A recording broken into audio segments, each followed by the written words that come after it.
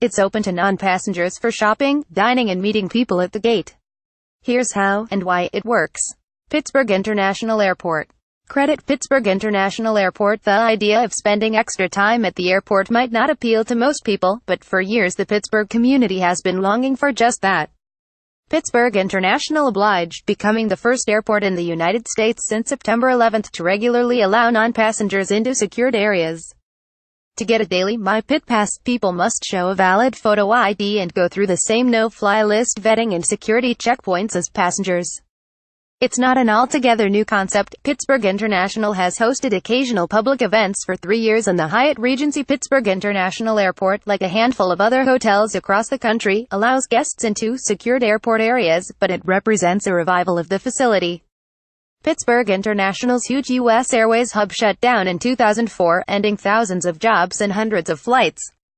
But non-stop destinations have increased to 72 from 37 since Christina Cassotis became the Allegheny County Airport Authority Chief Executive in 2015. She initiated a $1 billion modernization plan that is set to begin in 2019. "We've got space and we've got a beautiful facility and people are proud of it here," said Ms.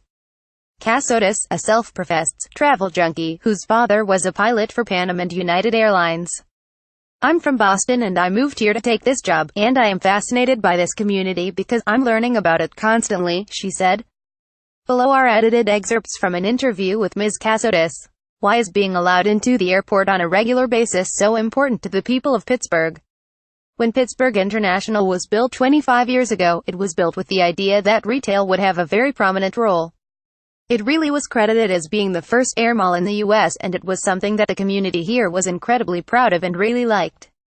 I hear stories all the time when I'm out in the community. People fondly recall Friday night dinner at the airport, in planes take off, meeting people from around the world. It was just an exciting place to be.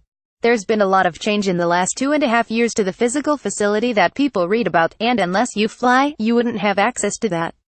We've added flights and brought European service back more robustly, so you've got a lot more activity going on out there. It feels like something's happening and people want to be part of that again." Despite allowing more people into the facility, no new TSA security lines are being added to the airport. Has crowding been a problem so far? "We are averaging about 150 people a day, which is just the equivalent of a new flight, so we can handle it. We purposely chose to allow this from Monday through Friday, 9 a.m. to 5 p.m., because that's a time when our TSA average wait times are often below 5 minutes. It's not crowded, we have room, and we monitor to make sure that the flying public always has priority. We did this mindful of the fact that we could maintain our high level of safety and security.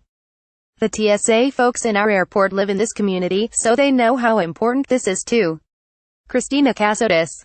CreditPittsburgh International Airport. Beyond shopping and dining at the airport, how are people taking advantage of My Pit Pass?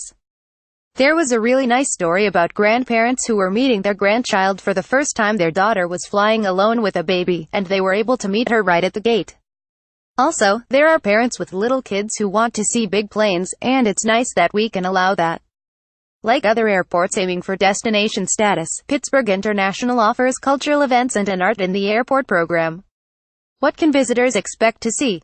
We have been very fortunate that the Richard King Mellon Foundation is sponsoring a lot of cultural and art exhibits at the airport to highlight community assets for travelers. We've got one with the Frick Pittsburgh in Concourse B and some happening with Carnegie Mellon University, including the interactive Earth's time-lapse installation in Concourse C showing changes to global environments over time.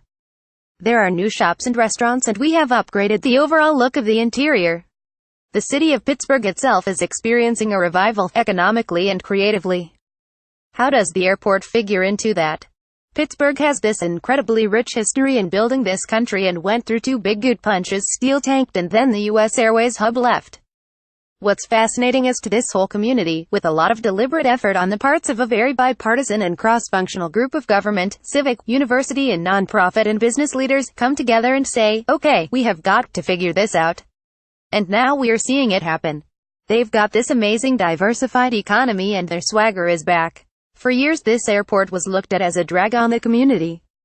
Now there's all this new activity, all these new flights, all this excitement, all this investment. Now, people are thinking, I've got to get out there and see what's happening. So, it's sort of the continuation of the story of the region.